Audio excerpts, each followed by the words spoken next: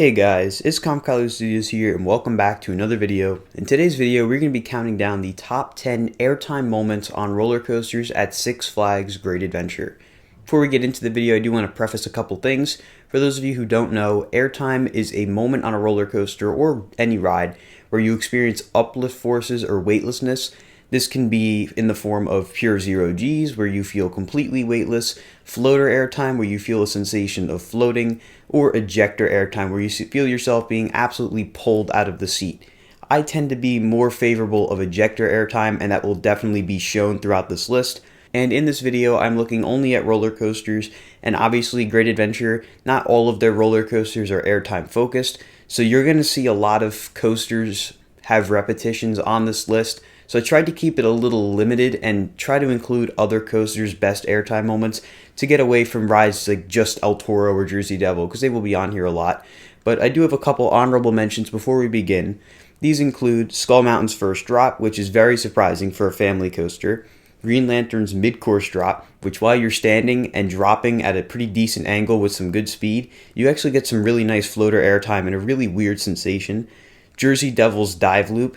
It really depends what seat you're in, but you'll always get some degree of airtime or hang time.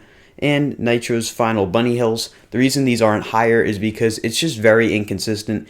If you hit that mid-course really hard, the bunny hills just are not going to hit well at all. But if you barely trim, those bunny hills are really good, but because of their inconsistency, I just can't find a place for them in the top 10. However, kicking off the top 10, we have Nitro's mid-course brake run. I don't highlight a specific part of the brake run because there's two parts of the brake run to me that give really good airtime. This can only really occur when you're sitting on the right edge of the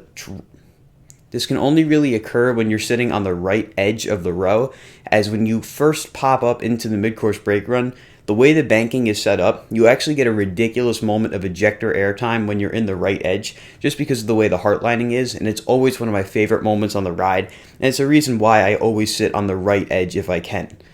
Additionally, you get an awesome pop of airtime coming out of the mid-course brake run, but again, this depends on how fast the ride is running and how much the mid-course brake run trims.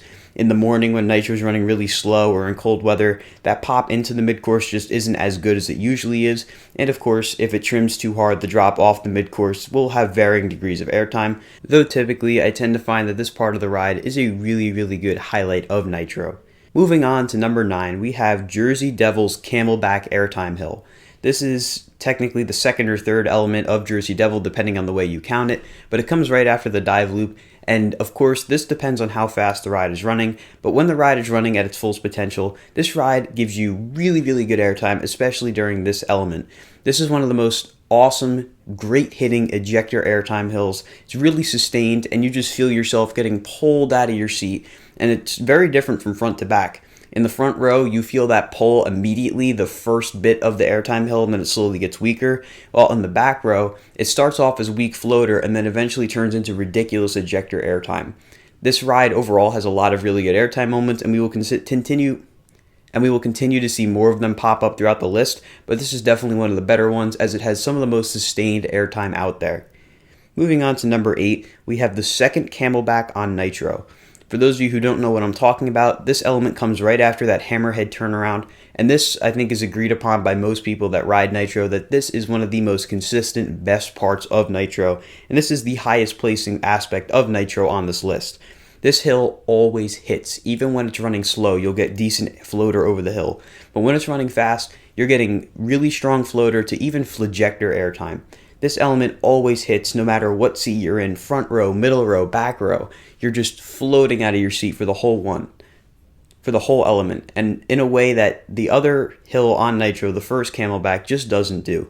It really does provide some awesome airtime, which is why I have it placed at number 8. Moving on to number 7, we have the top hat of King to Ka.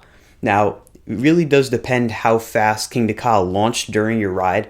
There are some instances, of course, where King to Ka will go very slow over the top hat. Sometimes it'll even roll back. And in instances like that, you're really not going to get much airtime. However, most of my rides this year, King to Ka has been absolutely ripping over the top of that top hat. And that leads to some of the most ridiculous ejector airtime I personally have ever experienced being produced by this element. You go so fast, so quick, and you just feel a strong burst of ejector airtime. It doesn't matter where you are in the train. I do think it's a little better in the back row as that airtime carries into the drop, and even though there is a trim up there, you still feel that weightlessness all the way down the drop. It's so cool, and the top of that top hat really does provide some of the best airtime out there. Moving on to number 6 is one of the more infamous elements of the list, and that is Runaway Mine Train's Death Hill, as I'll call it. Pretty much, this is that final hill of the ride before you go over that turn over the lake. From what I understand from people that have been going to Great Adventure long before I was even born, this hill wasn't always as crazy as it is, but I guess just with the age of the ride, it has slowly but surely gotten more and more ridiculous until it's at the point now where it reminds me of something I would experience on Magnum XL 200, which is a very highly acclaimed and highly controversial aero hypercoaster at Cedar Point. This element of the ride pops you out of your seat with such force, it is absolutely mind-blowing that it is on a family coaster. It really is crazy just how strong the airtime is and how abrupt it is. You really feel the abruptness of this element when you're sitting in the front row. You can see the kind of jagged track transition from facing up to facing down, concave up to concave down, and it really is just wild how much you just pop. You can see it in the POVs I'm showing now that you really just get some crazy weightlessness on this element, and it's one of the most underrated elements in the whole park. Moving on to number 5, we have Jersey Devil's drop off of the crow's nest. This is an element that always hits on Jersey Devil even when it's running slow, but when it's running fast, it is one of the most insane elements out there. The crow's nest is that weird carousel-like turnaround at the far end of Jersey Devil, closest to Junior Thrill Seekers, and this element has a lot of really good things about it. For starters, if you're in the front row, you get a really good pop of ejector going into it, and even if you're in the back row, you get some good lift going into it. It's a really aggressive element, especially that drop, which if you're in the back row, you just get absolutely thrown out of your seat. It's not necessarily the most steep element out there, but it really doesn't have to be because you always get flejector to ejector airtime every single time. It's one of the best elements on Jersey Devil, and that is why I place it so highly. Next up at number 4, we have El Toro's Rolling Thunder Hill. Now the Rolling Thunder Hill is a very temperamental element, but it's also an element that's very highly regarded. This element has what is considered some of the strongest negative G-forces of any coaster out there. I believe when El Toro first opened, it pulled somewhere past negative 2 Gs, which is absolutely ridiculous, and when the ride is running at its full potential, you definitely feel those negative 2 Gs. Especially in the front row, you just get thrown with such an aggressive pop of ejector airtime. It is absolutely insane, and even in the back row, you get pulled down that drop so fast it's unbelievable. This element is absolutely insane. However, when the ride isn't running as fast as it normally does, this element simply does not do much of anything. It'll either give you a weak spout of floater or just nothing, but that's pretty few and far between, as majority of the time you're riding El Toro, it's running super fast. But this element is definitely one of the best on El Toro, and this is not going to be the last of El Toro you see on this list. At number 3, we have Jersey Devil's first drop. This first drop surprised a lot of people when the ride first opened, as we were looking at other elements like the dive loop, the airtime hill, the stall as being highlights of the ride. But for me, every time I ride Jersey Devil, especially in the back row, I'm always looking forward to that first drop. That first drop is really prolonged by the fact that Jersey Devil is such long trains because it absolutely throws you out of your seat. It is ridiculous. The amount of airtime you get on this element is wild, one of the best first drops out there, and easily one of the more underrated aspects of Jersey Devil. Moving on to number 2, we have the first drop of El Toro. This drop is very, very well known for just how amazing it really is. You start off with a turn that slowly builds up more and more speed, and then you drop. Especially when you're in the back row, you just get catapulted over this drop, and it feels like it'll never end.